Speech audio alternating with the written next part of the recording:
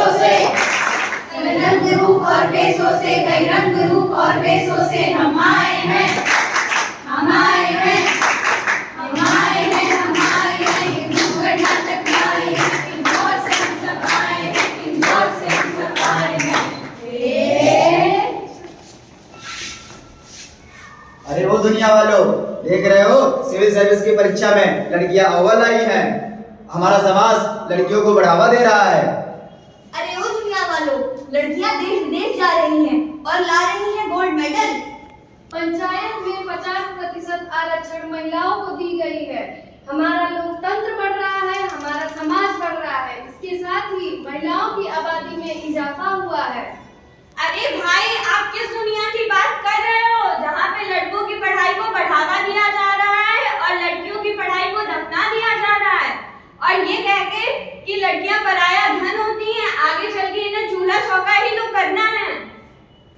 दिन प्रतिदिन अखबार में हो रहे अत्याचार का समाचार बढ़ता जा रहा है। कहीं एक के साथ दरिंदगी हो रही है तो कहीं एक के साथ ससुराल में अत्याचार हो रहा है। यह समाज तब तक आगे नहीं बढ़ सकता जब तक इस देश की लड़कियां सुरक्षित नहीं हैं। सम्मान? कैसा सम्मान? शादी के पहले पिता के नाम से, शादी के बाद पति के नाम से, दहेज का ताना, बेटी जन्माने का ताना। ये सम्मान नहीं चाहिए इस देश की बेटियों को। तो आइए देखते हैं अब इस नुक्कड़ नाटक से महिला सशक्तिकरण का पहला दृश्य। पहला दृश्य, पहला दृश्य, पहला दृश्य, पहला दृश्य। स्वागत है आपका इस देश में जहां महिलाओं के साथ अत्याचार हो रहा है।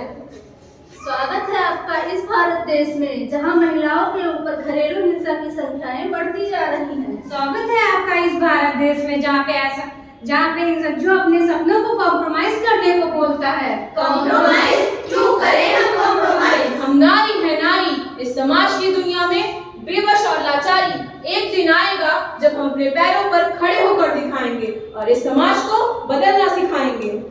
मम्मी मम्मी, मुझे फोन और बाइक चाहिए। मम्मी मम्मी, मुझे भी फोन और पैसे चाहिए। तुझे क्यों चाहिए पैसे? मम्मी मम्मी, मुझे पढ़ाई करने के लिए विदेश जाना है। मम्मी मम्मी, मुझे भी पढ़ाई करने के लिए विदेश जाना है। तुझे क्यों जाना है विदेश? तुझे क्यों करना है पढ़ाई? पढ़ाई करके आखिरकार करना तो चूल्हा चौका ही है। तो शादी कर और तुम अपने बाबुल की दुआएं लेते जा। बाबुल की दुआएं लेती जा, जा तुझको सुखी संसार मिले।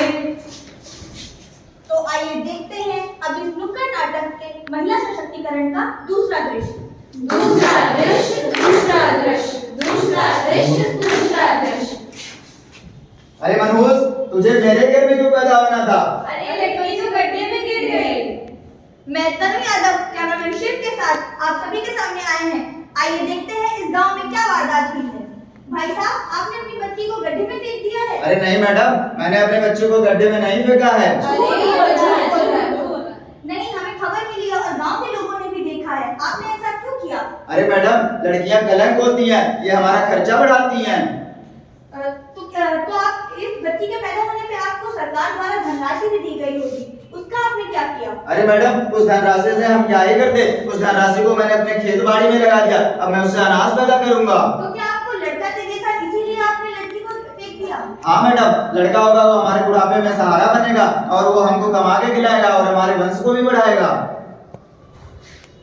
तो देखा आपने, हर एक औरत के जीवन में एक ऐसा समय आता है जब उसे अपना जीवन जीने के लिए किसी से इजाजत लेनी पड़ती है। सारी उम्र मर के जिए, एक पल तो अब हमें जीने दो, जीने दो।